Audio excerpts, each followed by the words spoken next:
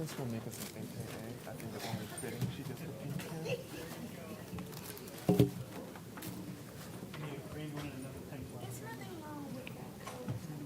But because she's an AKA.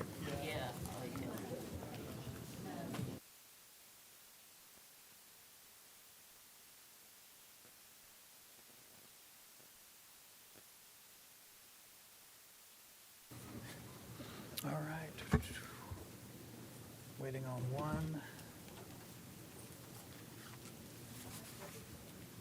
Do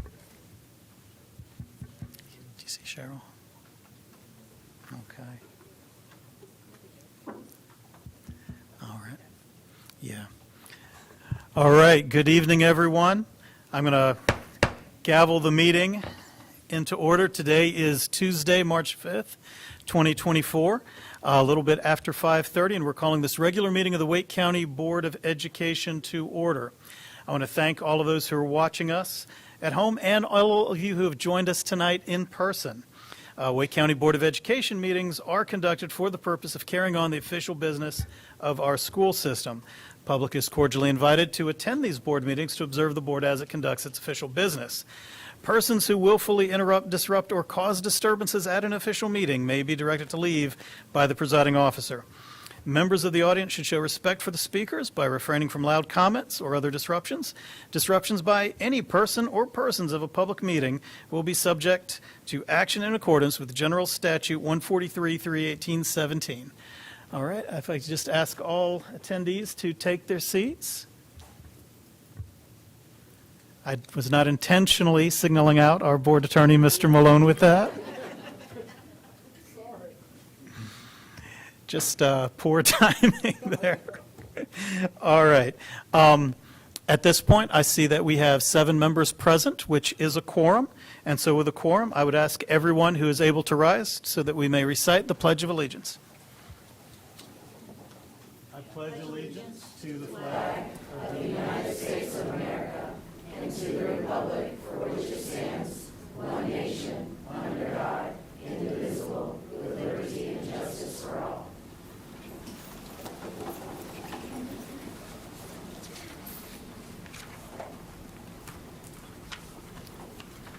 All right, thank you. We will begin our meeting with comments from our superintendent, Dr. Robert Taylor. Thank you, Mr. Chair, and good evening to you all. I certainly look forward to celebrating our Teachers of the Year tonight, so I look forward to our semifinalists. This week is National School Social Worker Week, a time for all of us to show appreciation for our caring and tireless school social workers. We have about 130 school social workers who promote positive change by working with students and families to eliminate barriers to learning. They provide a link between the home, school, and community by providing support services that positively impact the development of the whole child. Their job responsibilities include helping secure needed resources for our students, connecting families to community partners who can provide assistance, helping students to remain engaged in school each day, and managing physical and mental health services. They are a lifeline for students and families experiencing difficulties, and their work is essential if we are to achieve the objectives set forth in our strategic plan. So please take time this week to honor your school social workers for all they do to support student well-being and success. Tomorrow night at Memorial Auditorium in downtown Raleigh, about 500 students will showcase their talents during the annual Pieces of Gold performance. Pieces of Gold was launched in 1981 by the Wake County Arts Education Department and quickly became a favorite for students, staff, families, and the community. Tomorrow, students from nearly 50 schools will express themselves through dance, drama, visual arts, and music. Pieces of Gold not only celebrates the arts, but also serves as a call for ongoing support of and investment in arts education. In our district, the arts aren't seen as extra, but rather as an integral and essential part of the educational experience. We prioritize arts education because we know that the arts keep students engaged in school, and they are an excellent tool for supporting the development of the 4 C's skills: creativity, collaboration, critical thinking, and communication. Research has also indicated that students who participate in some form of artistic endeavor perform better on standardized tests. I like to say it just makes them better students. And the arts support our students' social and emotional health by instilling a sense of joy, accomplishment, and belonging. I'd like to especially thank our dedicated arts teachers for the many hours they spend each year making sure Pieces of Gold is a resounding success. I know that each year the show is bigger and better, and I'm looking forward to seeing our students shine in the spotlight. I hope to see you there, and if anyone needs an extra ticket, I do have one. Finally, this evening, I'm pleased to report that our schools found creative and inspiring ways to observe Black History Month. Here are just a few examples. Many of our schools held read-ins to highlight books by Black authors. At Wake Young Men's Leadership Academy, students and staff performed songs by legendary Black musicians such as Diana Ross and Jimi Hendrix. Students at Garner Magnet High School got to take in more than 1,000 historical artifacts and memorabilia exhibited by the United Crowns Mobile Museum. And our Office of Equity Affairs coordinated a special performance at Southeast Raleigh Magnet High School entitled Dare to Dream, African Americans in the Arts. I understand they may have caught me stepping on the stage at that particular event.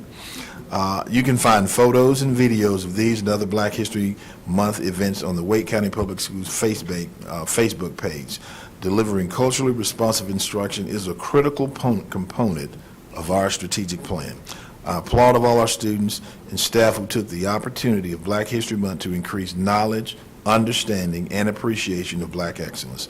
So take a look at this video to see some of the highlights from Black History Month celebrations across our districts. And at the end of the video, I'll return it to you, Mr. Chair. School system celebrated Black History Month in 2024 with multiple events, including this storytelling visit by Donna Washington to Poe Magnet Elementary School. Now this story comes from the Appalachian Mountains and the African American storytelling tradition. It is called an Appalachian story. And here we go! And his mama said,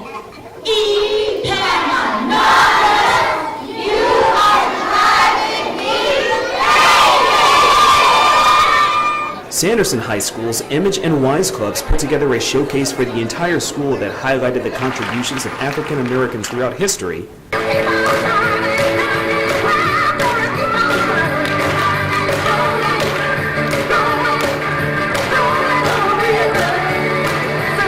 It also featured a keynote address by Apex Mayor Jock Gilbert.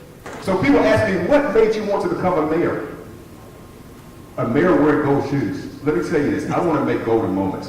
And all of you will write your own story to make golden moments. Central Services got involved as well as the Office of Equity Affairs organized the Dare to Dream event at Southeast Raleigh Magnet High School.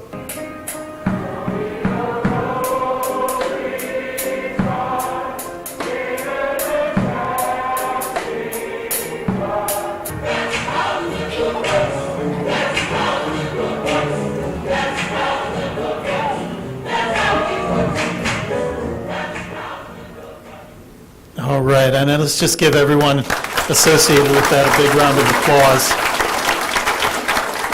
I really appreciate the dedication and all the effort that went into all the projects this past month.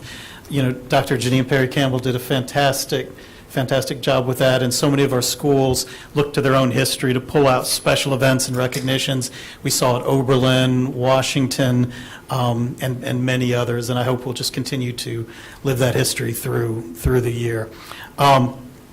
Superintendent Taylor, you covered a lot of wonderful stuff. It is Arts and Education Month, and I appreciate you holding up our wonderful Pieces of Gold celebration.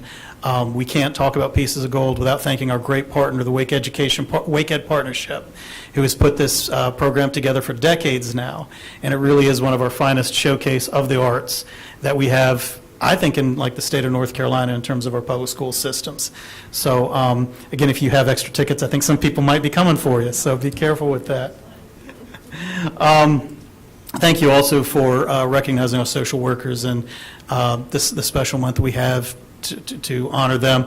As we're getting closer to our budget season, we know that our social workers and so many of our support staff are such important key parts of our school day and our students' lives. And hopefully we can take this month and some opportunities just to thank our county commissioners for their support of adding more of these positions, increasing the pay and benefits, especially that master's pay, which is so important to so many of them. I only have a few things to add. You're going to see out in the public this month, the board is really going to come together and talk a lot about issues of security and about public engagement. And those two issues in particular, I think we're going to balance, and we'll see some great opportunities where they come together. We're going to have our first meeting of our board's Community Engagement Committee, and we're going to continue to talk, we talked in our work session today about some important issues around safety, and we're going to bring more of that discussion to our next meeting. It was interesting to see as we get around in the community. I know that our vice chair, Ms. Johnson-Hostler, who's not with us tonight, she and I and yourself were able to attend the leadership retreat for the Community Equity Leadership Team. And it was, we hear a lot about a lot of different groups working in the community, and sometimes, you think different people with different priorities might have things at odds. But it was great to see in this case how community engagement and discussions around safety, security, and what we can do to stop bullying, what we can do to fight discrimination and violence in our schools really all came together around that meeting. And I thought that was a great use of our time, and I look forward to more work that we can do with the organization going forward. We did have a few losses in our community. I don't want to dwell on it. I know we have a happy and positive program, but I know that recently we have had some of the untimely passage of some of our students, and addition some longtime school administrators recently. And again, just out of respect for the family's privacy, I'm not going to go into a lot of the names and details right now, but please know that we're aware and we do hold you in our hearts. The passing of anyone before their time is always a tragedy, and I know the schools and the school staff are supporting support personnel out to those schools for both the students and the teachers as best available. So we'll move on to some more positive news. I'll end my comments there, and we'll start with Mr. Hershey.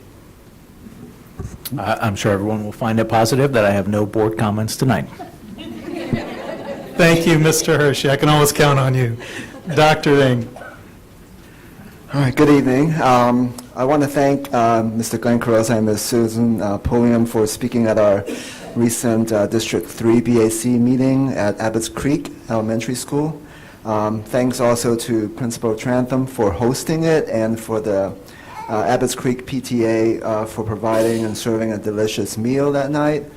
I'm sure that the teachers and the staff were very appreciative of the leftovers they were able to take home.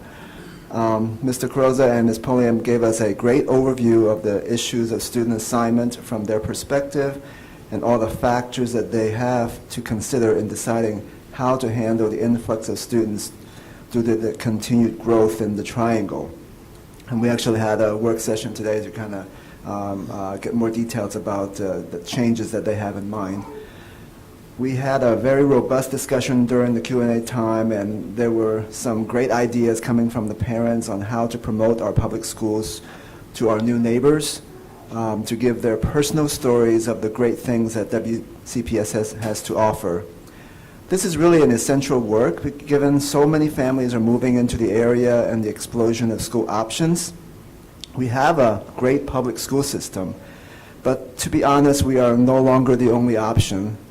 I firmly believe that having educational choice is good in this day and age, because one size does not fit all. It is not productive for us to trash the other school options because parents all have valid reasons in their own minds to look elsewhere. Our responsibility as a district is to provide the best education that we can so that WCPSS stands out as the superior offering. People say that the grass is always greener on the other side, and that may or may not be true always, but is there something about our own grass that needs fixing or amending? Is that the reason why the grass on the other side looks greener?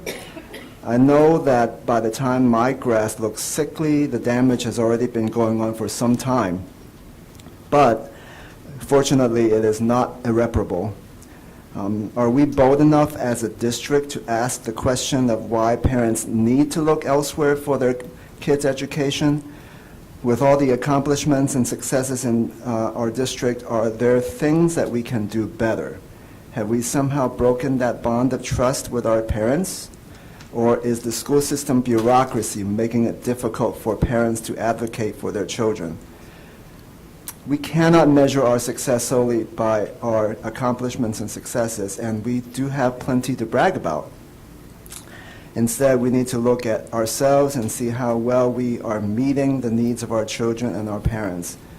If we are not doing something right, or if we have broken that trust with our parents, we need to fix it. My hope is that our efforts to increase community engagement will allow us to better listen to our parents and find some common solutions. Thank you. Thank you. Next, we'll go to Ms. Edmonds. Thank you. Just a few things. So I wanted to reiterate how magnificent the program was at Southeast Raleigh High School, the Black History event that was put together by the Office of Equity Affairs. I don't see Dr. Chavis. He could be behind that big column somewhere, but it was really outstanding, and I know there was a ton of work that went into that. Multiple schools participated, but I would love for that to be an annual event. So I'm putting that out there in the world. I'll say that to that department directly, that although it's a lot of work, it was just incredible and something I think the celebration that we need and worthy of an annual event, in my opinion. I want to thank senior staff, all staff involved in the retreat that we had on February 23rd. I also want to thank our board leadership and Dr. Taylor for putting all of that together. That was another thing that was a ton of work, and I thought it went really well. I thought we had extensive, good time together. It was a 9 to little after 6 p.m. full day, but very worthy of our time, and I thank you all that were involved in organizing that. And finally, I want to thank everyone that came out to my BAC last night at Washington Elementary. I took inspiration from several other board members that have done breakout sessions. In my history my short term on the board, just over a year, my BACs have been more where staff presents to the group, and we invite questions and we have discussion, but we needed something a little more dynamic. So we did 2 breakout sessions, one on artificial intelligence, where parents and educators got to discuss what concerns they have as we, as a district, look to developing new policy around AI. So that was a great discussion. And then the other topic that we discussed was community engagement, because of the fact that we've got this new board level committee that we are starting. So lots of great discussion, and I wanted to thank the staff and the community members and the BAC members that came out. I believe the next District 5 BAC, the last one for this school year, is going to be May 13th. It's a Monday night, but that date will be forthcoming, and it'll get posted to the website, and it's a public meeting, and all are invited to attend. Thank you. Thank you, Ms. Edmonds. Ms. Mahaffey. I just want to say congratulations to our semifinalists that are here. Thank you for being here on your teacher work day. It's always great to be recognized, even though that doesn't always happen. And I just want you, as you're here, once we're done talking, we'll move into your part of the program, we promise. But take it in, because you don't always get to see this recognition.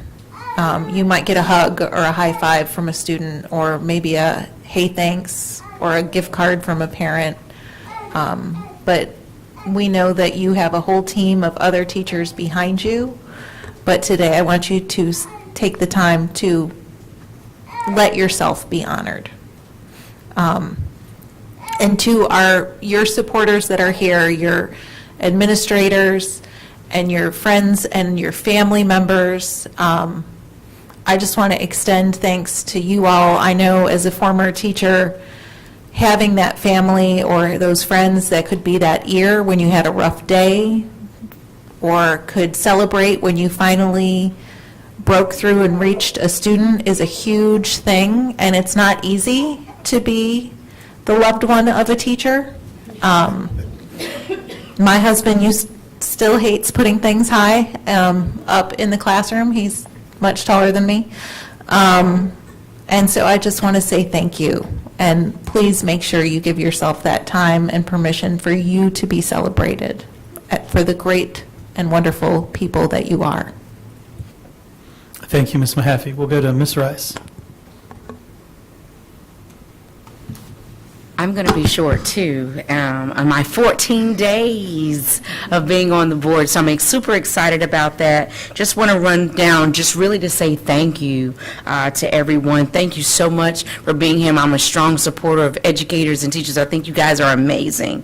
I do want to say I had an amazing time. I think I followed Dr. Taylor almost everywhere he went in the district over the past 14 days. We were in the same spaces, but had an amazing time at Shaw University, Zion Black History, and other programs that we did, Southeast Raleigh. Really want to say thank you to everyone that welcomed me in these past 2 weeks, that were our superintendents or our chief of schools, Dr. Robertson, Dr. Ellis, Lisa Luton, and Mark Strickland. Thank you all so very much that met with me. Just really want to tell everyone thank you so much for being able to share such amazing, amazing gifts that I got, those great goodie bags. I didn't want to forget the schools that participated, Carnage, Enloe, Bug, Con. Just you all were absolutely amazing, and so I just really want to give a round of applause to our district, to our schools, to our amazing educators, and just really wanted to say thank you. And we'll have our first, District 1 will have its, District 4, I'm sorry, will have its first BAC meeting on April 22nd at 6 p.m. at Knightdale Elementary School. So we're moving right along to join in with everyone, but I just wanted to say thank you, everybody. Thank you, Ms. Rice. And it doesn't seem like it's only been 14 days. You're fitting in really well. All right. Ms. Caulfield. Thank you. To celebrate Black History Month, we were all invited to share the evening, as Dr. Taylor said, with the very talented Southeast Raleigh High School, Dare to Dream. I often talk about the talent in our schools and the children and what they bring to their clubs and stage, and I can't say wow enough. It was wow. The energy on stage, the crowd energy, it was just incredible to see that community come together, and the talent and smiles that were up on that stage from Bug Elementary School. Absolutely adorable, to the older students. That was they just left some crazy steam on that stage. It was just incredible, and so is the audience. So I'm proud of our Southeast Raleigh students, and thank you for the invitation. It was wonderful. I do hope that they continue that each year and, celebrate their students there. My board advisory meeting was last Monday. We talked about mental health and resources. We also did some breakouts and collaborated with the different age groups, elementary, middle, and high school, to share ideas and see how we can come together and where we can close the gaps. Our next board advisory is March 18th, and staff will join us so that they could share about more resources and how we can connect and get the care that we need to our families, students, and staff. This week is Read Across America. It's a nationwide event. It highlights and encourages students to have fun with reading. And I just want to reiterate that you do not need to have school-age children in order to volunteer. You could sign up at any of your local schools. Just contact your local school or contact me, C. Caulfield at wcpss.net, and I will get you to where you need to be. But you could go in and volunteer a couple hours of your time, an hour of your time, however much you can. And if you cannot physically offer your time, please consider donating some books to our schools. I will keep it as short as well because we will shortly recognize the great crowd that we have out here, and I want to congratulate all of the wonderful teachers among us. Thank you. Thank you, Ms. Caulfield. And I'll leave it to Mr. Swanson to close us out. All right, thank you, Chair Haggerty. And let me start by saying Happy Women's History Month, Happy Social Worker Appreciation Week, and yes, I just want to reiterate the great things that was happening at the Dare to Dream. It was so great to see our talented students. And also the piece that I was surprised and I could mention was the baby pictures of those. So great to see, the great leaders that we have in those wonderful baby pictures. I also want to thank the Apex Elementary School for allowing me to read to their kindergarten students last week for Black History Month. And I'm also looking forward to reading to students at Bardwell and Kingswood Elementary Friday for Read Across America Week. And my BAC meeting will take place on March 11th at Salem Elementary School. That will be our last BAC for the year. And then on March 14th, Senator Gail Adcock, Commissioner Cheryl Stallings, and myself will host a Western Wake Town Hall on school funding. This event will start at 6 p.m. and it will take place at the Apex Town Hall. There are some RSVPs that are out there, and I will push that back out. And there was one other thing, but if I missed that, please charge it to my head and not my heart. Also, the polls do not close until 7:30, so if you have some time, make sure you go out and vote. Use your voice as your vote to take place in this primary election. So happy voting, and Mr. Chair, that's my comments. All right, thank you. Well, with that charge, Mr. Swanson, we will expedite our matters. The next item that we would have on our agenda would be approval of the meeting agenda. Ms. Caulfield, I believe that you had a motion you wanted to make first? Yes. During our last meeting, when I cast a vote, it was recorded that I was a nay, and I don't know if that was just a misunderstanding, if I didn't speak loud enough or softly. I just would like to move the record to reflect that my intent was to be a nay on the agenda item for the grant request. We need diverse books. So I know it doesn't change the outcome, but I just wanted to have that clarified. Thank you. Okay, thank you, Ms. Caulfield. Let's see. Do we need a motion for that, or do we just enter that? I think we can just enter those comments to the record. Okay. All right, so let the record reflect, Ms. Caulfield, that she had intended to vote nay on the action item grant proposals, We Need Diverse Books, held at our last Board of Education meeting, which for clarification was February 23rd, 2024. All right. So we have a motion to approve. I had heard meeting minutes, but I'm actually asking for the meeting agenda. All right, motion for Mr. Hershey, second for Mr. Swanson. All in favor of approval of the meeting agenda, please say aye. Aye. Any opposed? All right, we will proceed with our agenda, and the first item, our highlight tonight, is from Human Resources. I'm looking out there for either Dr. Matilla. There he is. All right, Dr. Matilla, I'll turn it over to you to kick off the show.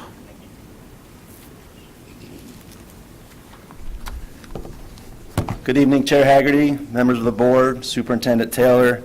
It is my pleasure to bring to you this evening the 2023-24 Wake County Public School System semifinalists for Teacher of the Year. It is truly a joy and an honor to play my small part in helping to recognize these fine educators, and also do want to give one more thanks to the crew behind me, who are mostly filled with colleagues and principals, friends and families, also to support these teachers. Teachers never do this for the recognition, but oh, is it nice to be able to recognize them for their hard efforts the few times that we get to do it. So in addition to this evening's recognition and award that Dr. Taylor will present, each semifinalist will receive a little swag bag, compliments of Wake County Public Schools, and a Chromebook, compliments of Lenovo. So we're thankful to them for their donations. And awardees, when I call your name, please come up to the front and be greeted by Dr. Taylor, and remain up front until all recipients have come forward. So first, Ryan Berglund, Millbrook Magnet High School, 9 through 12 agriculture teacher.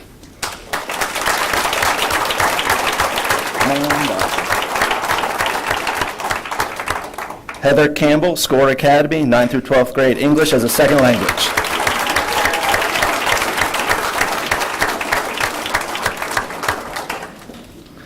Juan Cruz, Buckhorn Creek Elementary, 5th grade teacher.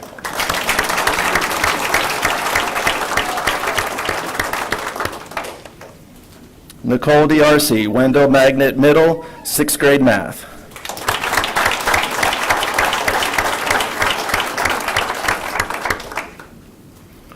Susan Ennis, Liesl Road High School, Career and Technical Education, Health and Science teacher.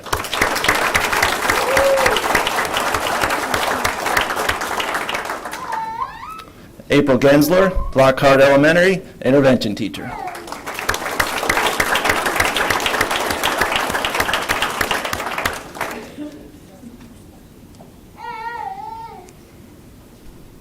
Mary Beth Grunwald, Sycamore Creek Elementary, 5th grade teacher.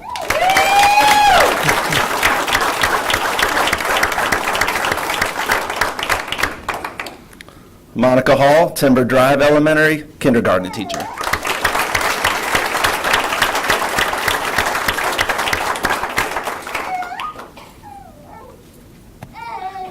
Tanika Howard, Sanderson High, 9th through 12th grade, Air Force JROTC teacher.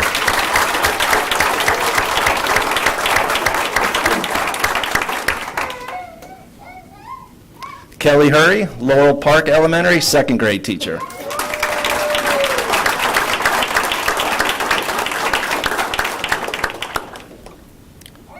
Joanna Klager, A.B. Combs Magnet Elementary, kindergarten teacher.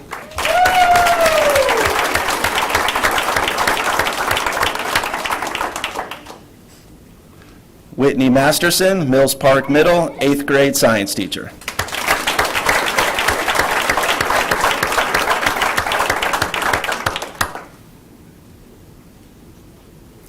Matthew Mays, Green Hope High, 9th through 12th grade English teacher.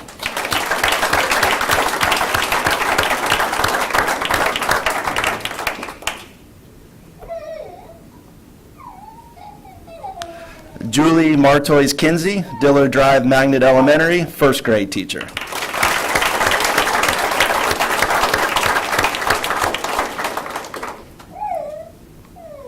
Madison Parker, Alston Ridge Elementary, Special Education, ECS 1 teacher.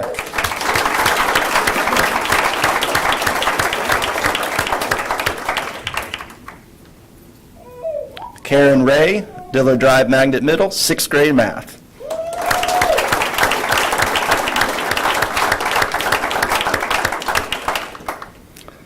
Allison Reynolds, East Wake Magnet High, biology.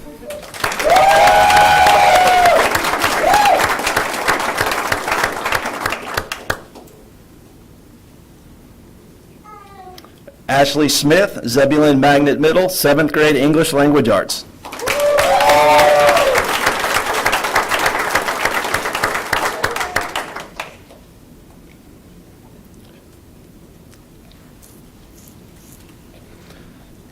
Kelly Vandermolen, Balcom Elementary, K-5 cross-categorical resource teacher.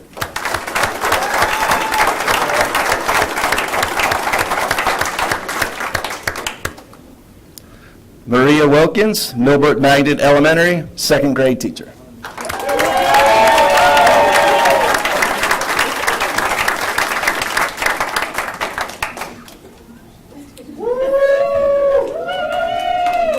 Lori Rutherford's taking a picture. That must mean I got them all. All right, good.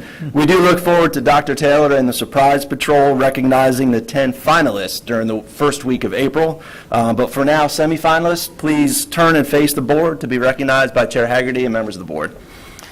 Semifinalists, congratulations.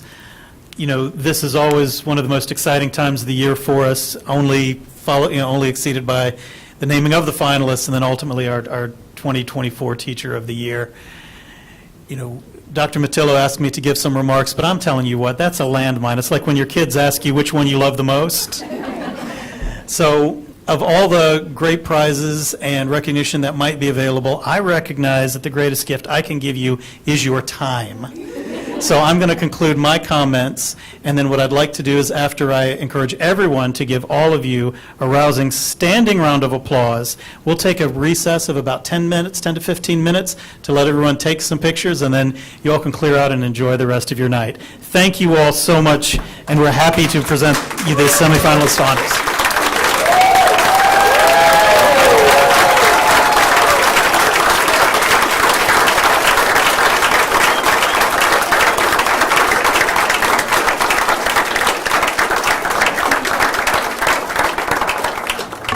All right, and we'll stand in recess for about 15 minutes. Thank you. Congratulations, y'all.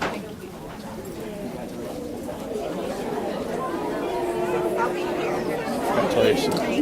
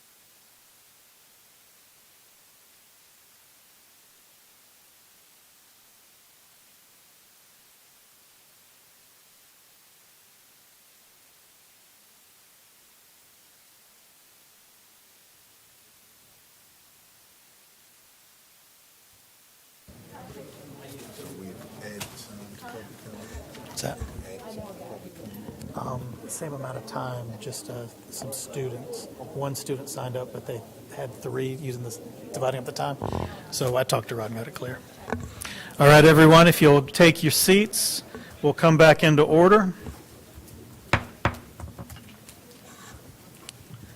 All right, welcome back, everyone. We're now going to move into our public comment portion of the agenda. Speakers commenting on items on the night's agenda will be heard before speakers commenting on other topics. All other speakers will be heard in order of sign-up. Only the person speaking at the podium will be able to stand. Again, one person at the podium at a time, please. All the attendees that are not speaking are to remain seated. If you have to leave the room, when you're finished, please do not remain in the building, as only this room is open to the public after hours. The rest of the building is closed. If the public comment portion of the agenda exceeds 30 minutes, board policy states that we can reserve the right to conduct other board business before inviting the remaining speakers to the podium. Members of the public are welcome to offer comments or criticism directed at substantive ideas, actions, or procedures of the board and individual board members. Laws and policies of North Carolina provide that issues or concerns involving individual personnel or individual student matters are confidential and therefore not appropriate for public comment settings.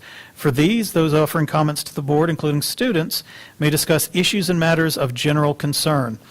Those other matters related to personnel, student matters, those may be addressed through other applicable WCPSS policies or directly to WCPSS personnel.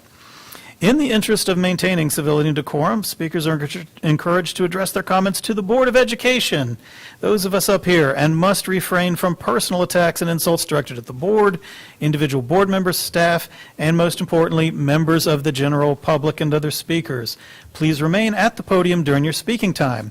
Any materials you wish to share with the board should be handed to our board attorney, Mr. Rod Malone, here at the end of the table, either before or after your comments. During your public comment, you may speak up to 3 minutes. Please note that the microphones are adjustable. When you see the green light at the podium, it will illuminate, showing that your 3 minutes have begun. A yellow light will light up with an audible tone when there are 30 seconds remaining in your time. When your speaking time is up, you'll see a red light and hear another audible tone. When your time is up, the next speaker will be called to the podium. Speakers are asked to respect the time limit and speak for no more than 3 minutes. You may choose to speak for less time. All right. Now, on tonight's agenda, in particular, board members, we do have a revised agenda. Our first 3 speakers, though, are each going to speak for 1 minute, I believe, if that's correct, each. All right, so we will start with Jake Sue speaking, followed by Mason Dupree.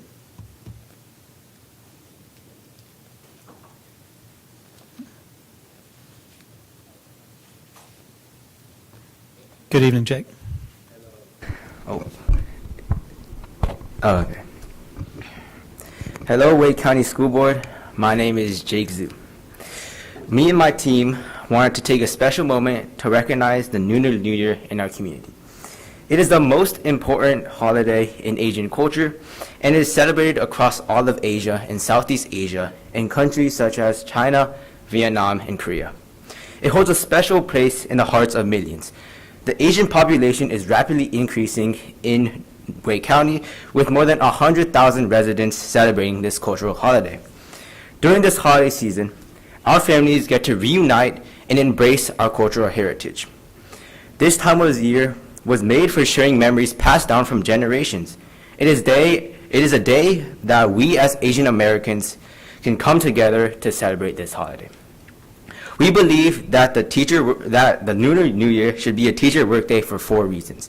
1, acknowledging this important cultural celebration is not only a step towards inclusivity, but also reflects the diversity of Wake County. Asian students and parents alike could spread their cultures their families celebrated to their community. States such as California and New York, and even Chapel Hill and in North Carolina, allow their students to take the day off and celebrate this holiday. Thank you. The next speaker is Mason Dupree. I'm sorry, that's the name that I have on here. Is that right? Is this Sunny? We're adding another speaker, I guess. Okay. So 2, Wake County is our multicultural community, with cultures from all over the world that deserve to be celebrated. As a big part of our community, Asian people have made great contributions to building our diversity. The North Carolina Lantern Festival held in Cary brought out 216,000 residents in Wake County during 2023 alone. These festivals were a major success for Wake County in aiding its conquest of a more diverse community. 3, we believe recognizing the diversity within our student body and fostering an inclusive environment are essential to the values we uphold in our educational system. By making Lunar New Year a teacher workday, we not only acknowledge the cultural richness of our community, but also demonstrate our commitment to embracing and celebrating cultural heritage of our students and their families. Excuse me, just for the record, since it doesn't seem like I have them in order here, would you mind just stating your name into the mic? My name is Sunny Zhao. Thank you, Sunny. All right, and so is this Mr. Mason Dupree? Yes, sir. All right. Good evening, Mason. You may begin when you're ready. 4 schools that we attended throughout our elementary years celebrated and diversified its cultural celebrations by creating activities based around the Lunar New Year. This brought much joy to children in Wake County elementary schools, and we want to share this remnant of joy to children in Wake County elementary schools, and we want to share with other children in our community.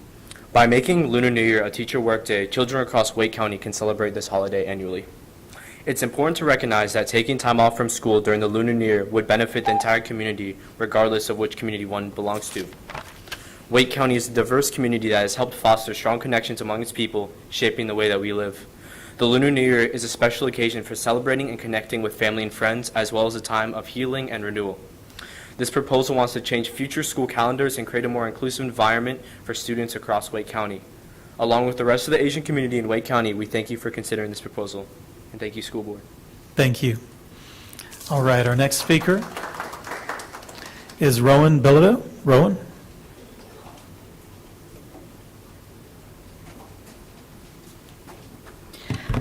Hi guys. Today I want to talk to you about bathrooms. Again. I think that single-stall restrooms need to be placed in every school, and I know that might be difficult since schools have already been built, and so there was like specific things set aside for specific things, but it's not impossible. For example, the General Assembly building in Raleigh was built when without women's restrooms because it was when women couldn't be inside government buildings, so then they just like converted like storage closets into women's bathrooms, so like you could do that. And I'm sure that every school has like at least one thing that you could do that with.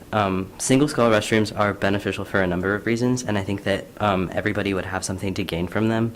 First of all, it's a private and safe place to just use the bathroom, because a bathroom that one person can use at a time would be much safer, because it would lower the risk of fights, which I don't know if that's like common, but I witness those in the bathroom like more than once a week. And it's also more private, and it's not so much of like a community gathering space, because I think that it's kind of odd that people just like hang out in the bathroom when I'm just there to use the bathroom. People also go to the bathroom at school to do like bad things like vape and smoke and all that jazz, and so having a single-stall restroom would be a way to get away from that. And the biggest reason that I would appreciate single-stall restrooms is my own personal safety. Bathrooms aren't a safe space for trans people, and an incident in Oklahoma earlier in February is just one example of why. Next Benedict was a person just like me, a 16-year-old high school sophomore who identified as non-binary. Like I said, just like me. They were brutally beaten to death in the bathroom just for being a queer person who wasn't afraid to be a queer person. Again, just like me. So now I'm more than terrified. I don't want to get my head bashed into a wall until I lose consciousness and die from blunt force trauma the next day. I really just think that single-stall restrooms would be an amazing idea, and I ask you to please consider it. And also, March 31st is Trans Day of Visibility, which is a day to acknowledge and celebrate our existence and contributions to our communities. So on that day, you should make sure to take a minute to tell a trans peer that you see them and support them and love them. Thank you. Our next speaker is coming off, there are no speakers speaking on agenda topics, so our next speaker will be Margaret Bilodeau, coming on our off-agenda topics.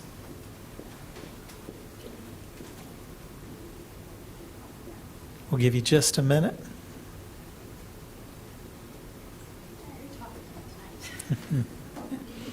All right. Good evening, Ms. Bilodeau. Good evening. Superintendent, members of the board, I stand before you today as a mother deeply concerned about the implementation of SB 49 and its potential impact on the safety of gender diverse students in Wake County Public Schools. The recent tragedy of Next Benedict, a non-binary student brutally attacked within their school, highlights the dangers faced by our children due to their gender identity. SB 49 threatens LGBTQ+ students' rights by restricting discussions on gender identity and sexual orientation, fostering discrimination and violence. As a leading district in North Carolina, Wake County Public Schools must reject SB 49, prioritizing the safety and well-being of all students. Let's send a clear message that our schools are places of acceptance and equality. I urge you to stand on the right side of history, protecting the rights of gender-diverse students, perhaps on March 31st, Trans Day of Visibility. Our children deserve nothing less. Now I'd like to turn to another pressing issue, the use of restraint and seclusion techniques in our schools. Research shows these practices escalate situations, disproportionately affecting marginalized groups and causing long-term harm, which will negatively impact the achievement ability of students subjected to such techniques. Alternatives like positive behavior support and trauma-informed care have proven effective in managing challenging behaviors safely and constructively. In the end, with both of these critical issues, let's prioritize evidence-based options for addressing the situations, as well as humane approaches to create safe and supportive educational environments for all students. Thank you. Thank you. Our next speaker is Mr. Joseph Deaton, who will be followed by Susan Book. Good evening. Some of the most controversial issues that have come before the board involve social transition of children who feel they are transgender.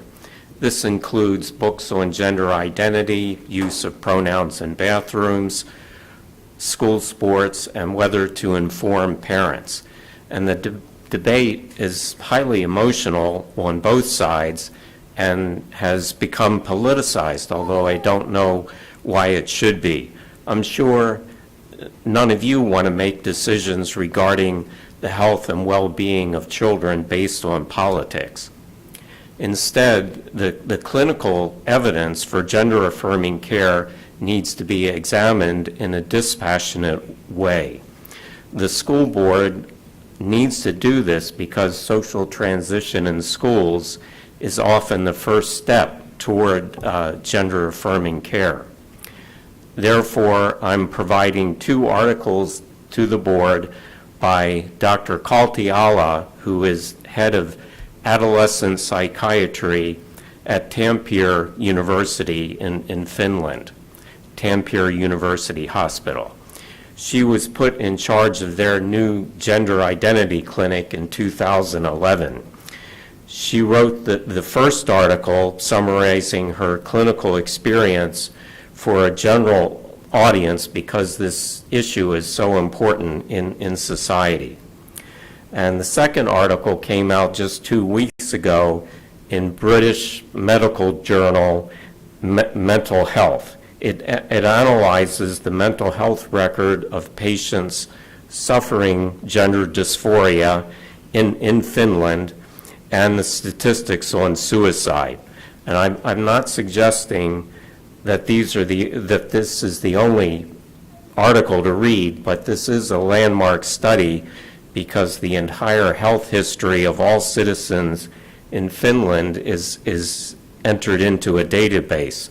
Thus, this study includes all patients, unlike many others that have relied just on those who have responded to voluntary follow-up surveys. It uses clinical observations rather than self-assessments and is longer term. Now, I know none of you except one is a medical doctor, but the moral responsibility falls to you to evaluate these studies the best you can because your policies impact the health and well-being of children and adolescents. So thank you for your consideration. Thank you, Mr. Deaton. All right, our next speaker is Ms. Susan Book, who will be followed by Catherine Rodriguez.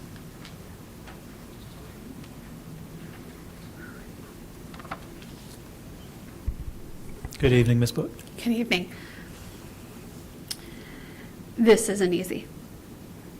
But I have to say, restraint and seclusion isn't normal. Although it was said in the student achievement meeting that restraint and seclusions aren't all bad, I'm here to say it is all bad. For someone to get to the stage where they believe their only recourse for safety is restraint or seclusion, something truly awful happened in a classroom. If not, then your use of restraint and seclusion was never justified, and a good hard look at bias must be undertaken. I listened to the meeting, and you all left out something significant and important: the word trauma. Trauma is what our children feel when they're held down or confined. Yes, kids like mine can get dysregulated, but my child could barely stand to have clothes touching his back during a meltdown, let alone a person holding them down. Sometimes my child was held by a stranger to him, sometimes too hard. We don't have numbers for how many times my child was restrained. It was in the years you all reported 0 restraints. I was sometimes told by staff or teachers over the phone or in carpool. I have no paperwork. I do live with a child who experienced this trauma as early as kindergarten. My child felt unsafe at school for many years.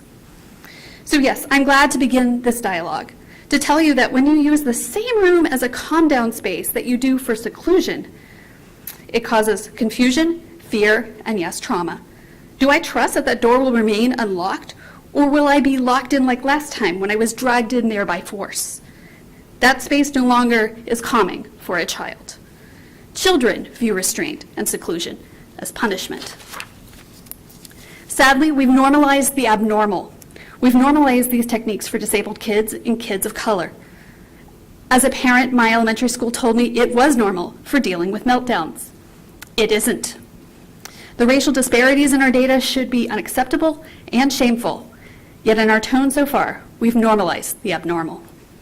I urge you to look at the position of folks like the National Alliance for Mental Health, who urges schools to eliminate the practice of restraint and seclusion.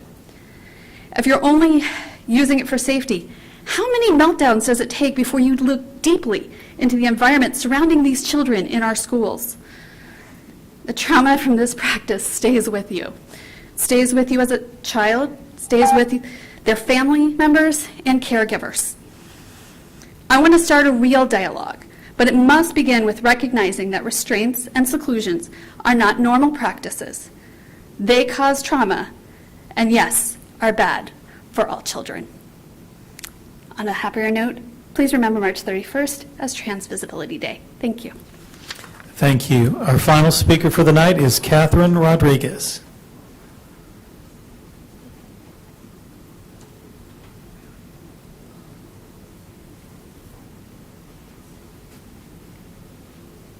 Good evening. Hi. Restraint and seclusion violate the basic human rights of students and support a harmful cycle of trauma and neglect. They perpetuate systemic injustices, particularly impacting marginalized communities. It is unacceptable that these punitive measures continue to be disproportionately applied to Black students and those with disabilities. The recent presentation to the school board underscores the urgent need for comprehensive reforms. Despite recognizing racial disparities and the traumatic impact of restraint and seclusion, the school system and board have not proposed significant changes. These techniques fail to address underlying behavioral issues and often exacerbate them, especially for students with disabilities who deserve dignity and respect. The reliance on restraint and seclusion reflects a failure to provide adequate support and resources. I stand with families like Jocelyn Pease and hers, whose child suffered fear and trauma due to restraint and seclusion. It is disheartening that board members did not show a willingness to move away from these practices, especially when alternatives such as positive behavior support and de-escalation techniques are available. The racial disparities in restraint and seclusion incidents also underscore a broader issue of systemic racism and implicit bias within our education system. Data shows that Black students are already more likely to be subject to discipline in general and are more likely to be identified as intellectually disabled or having emotional disorders compared to other students. Black students are also disproportionately subjected to these punitive measures, perpetuating the school-to-prison pipeline and further marginalizing communities of color. I echo the calls of board members Toshiba Rice and Tyler Swanson for increased training on behavior de-escalation and the empowerment of educators to address student needs effectively. All teachers, not just a select few, must receive comprehensive training on supporting students with diverse needs and recognizing the individualized nature of each child's education plan. Creating safe and nurturing learning environments requires proactive approaches, prioritizing empathy and understanding. Schools must adopt evidence-based practices, considering the root causes of challenging behaviors. Every student deserves a safe and inclusive environment free from harm or discrimination. Thank you. Thank you. This concludes our public comment period. The next item on our agenda is consideration and adoption of our consent agenda. Is there a motion? Second. We have a motion from Mr. Hershey to approve the consent agenda, seconded by Ms. Mahaffey. All in favor of the motion to adopt the consent agenda, please say aye. Aye. Any opposed? All right, all the items on the consent agenda have been approved. We'll next move into our action agenda. The first item we have is under academic achievement. I believe we have Jill McKinnon speaking to us about learning together. Hi, Jill. Hi, good evening. Good evening, Chair Hagerty, Superintendent Taylor, and board members. Tonight, I am requesting approval for 2 contract amendments, one for Learning Together, Inc., and the other for Frankie Lemon School and Development Center, Inc.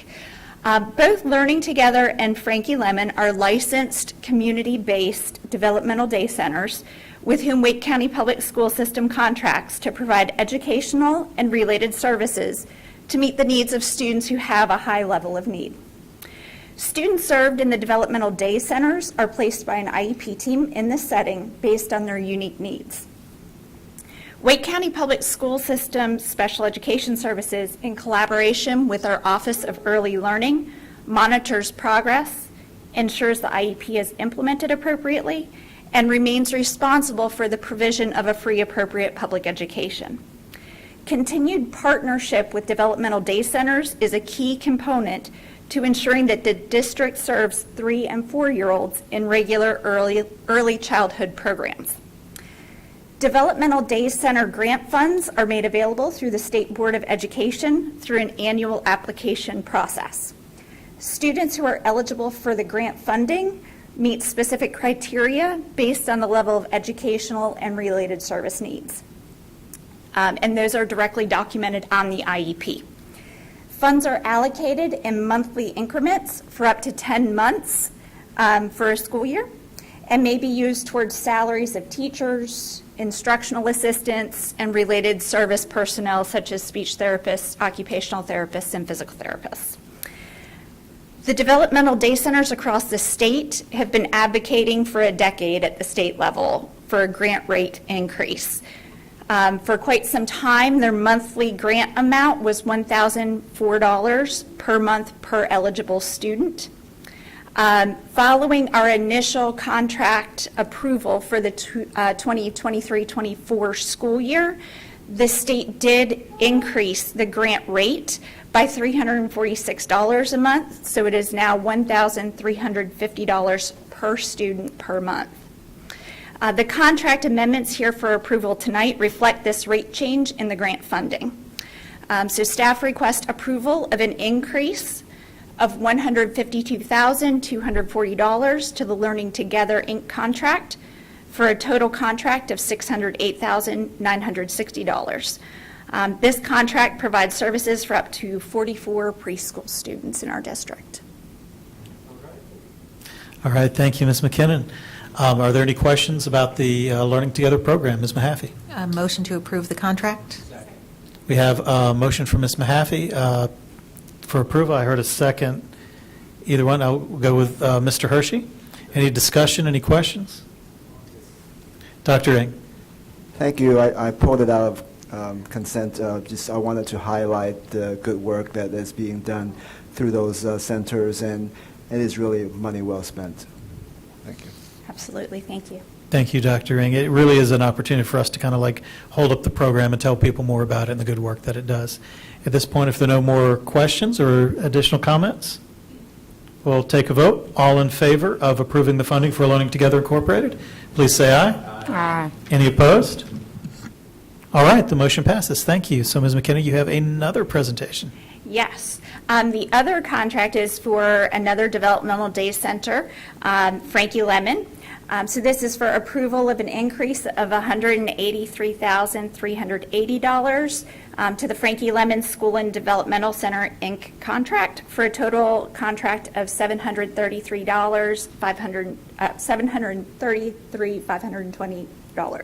And this contract provides services for up to 41 preschool students and 12 school-age students. The school-age students that are served in this are kindergarten students who are under the age of 6.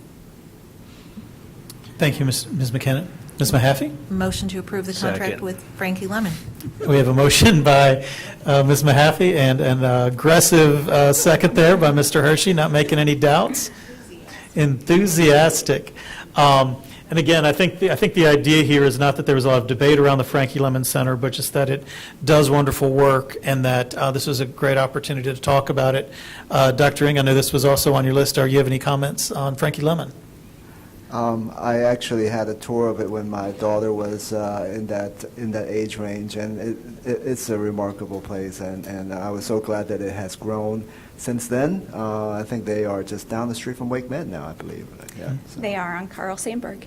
That's right. Dr. Talent, if you saw it this weekend when we were going by to the Post Center, but yeah, it's right there in that new space, and they're doing really well, and they do great work for us. So we have a motion to approve funding for the Frankie Lemon School and Developmental Center.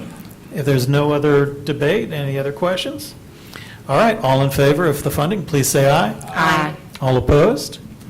All right, the motion passes. Thank you, Ms. McKinnon. And with that, unless I am mistaken, I think we are due for a motion to go into closed session. Motion to go into closed session for reasons stated on the agenda. I have a motion from Ms. Mahaffey, a second, and a second from Mr. Swanson.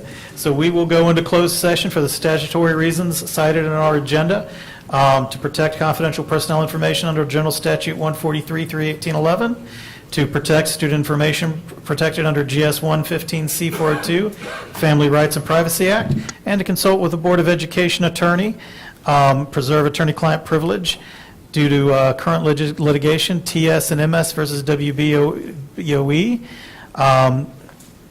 Also, Genesis Wallace by and through Janine Wallace and Janine Wallace versus WCBOE and Wake County Superior Court, and CP by and through TP and KP versus WCBOE, which is in the 23 EDC 05329 in the Office of Administrative Hearings. And finally, to instruct board staff or negotiating agents concerning a position to be taken on or behalf of the board in negotiation of price or other material terms of proposed contract for the acquisition of real property in Wendell, North Carolina. All in favor, please signify by saying aye. Aye. Any opposed? All right, we are now in closed session. Thank you very much.